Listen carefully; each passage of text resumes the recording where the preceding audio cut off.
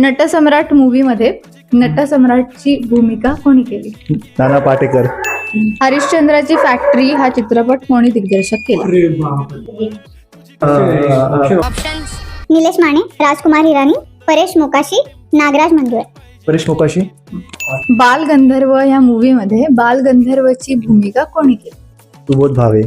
मी शिवाजीराजे भोसले बोलतोय ह्याच्यामध्ये शिवाजीराजेंची भूमिका कोणी केली? महेश मांजरेकर. आप क्विट करना चाहोगे? फॅन्ड्री मूवी कोणी डायरेक्ट केला? आपला ते मंजुळे. मनोज मंजुळे.